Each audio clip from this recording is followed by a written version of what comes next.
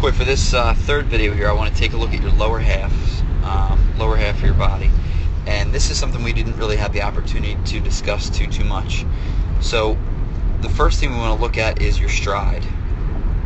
Okay, so what we want to do is, I guess let's label your body here. So we have this back leg. We're going to call that your drive leg. Okay, drive leg, and then it would be your drive foot. Okay, the front side, we're going to refer to this as a couple different things. This is going to be your stride leg. It's going to be your stride foot. And then there's also something I like to call your brakes, which is just essentially the heel of your stride foot.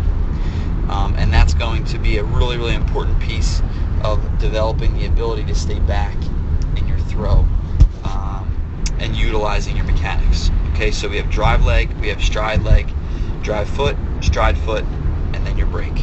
Okay, so when you take your stride, we want to talk about your posture from that first video, and you want to sink the hips, bend the knees a little bit more, and now that stride wants to be about as far as you can reach without losing that posture. So if you were to lose that posture, that would mean your stride was either too long or too short, would make you stand up real tall on top of that front leg. So it's difficult to tell from this video, but if we sink our hips, bend our knees a little bit more in our pre-pass position, we want to look to extend our foot, our stride foot out about as far as we can onto the balls of our foot, without losing our posture integrity. And I can explain that to you even more in person.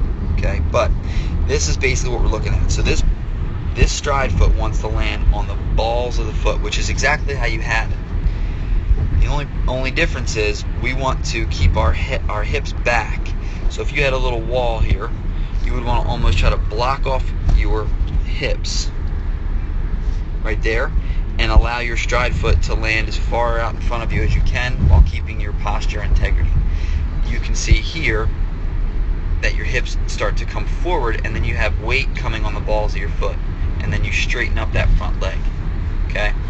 Ideally, when the balls of that foot touch, we want to slam the heel down, which is our brake, and we want to then drive our knee low through towards the knees of our target. And what that creates essentially is power that comes from this back drive foot and knee. We create ground force by pushing into the ground and driving it forward, which takes energy and fires it forward. When the heel comes down on the ground, it takes that energy and redirects it up your body. Up your body into your core, and then the front side squeeze allows your energy to again stay back, and now all the energy comes out of your arm on the release. So that's what the brake does. It keeps your power back so that it travels upward and it gets into your arm. Okay? So as you take your stride, you're thinking balls of your feet so that you have a brake to come down on with the heels. Then you want to think about driving that knee, bang, just like a baseball player hitting a ball. You want to drive that knee towards your target, thinking a low target and a short little punch with that back knee. And that's going to allow your power to get started and ignite it so that now power begins to travel up your body.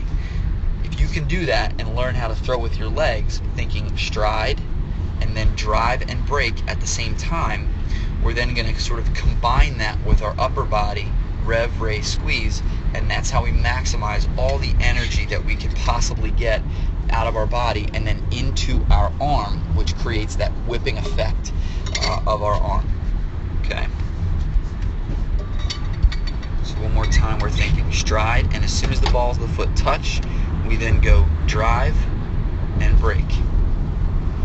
Combining that now at the time that the balls of your foot touch, then the timing is going to be rev, and then we're thinking race, squeeze. You don't want to start your rev until the balls of that foot touch, and that will be your timing. Okay, when the time the balls of your foot touch on your stride foot, that's when the rev will begin. Which this is sort of a lot of information on this step of the throw, but this is the point you want to understand, is just stride, drive, brake in terms of your lower half. When you finish, you want to finish with some bend in the knee, sink in those knees, and we want to keep our posture from start to finish exactly the same in terms of your knee bend and your hip sink.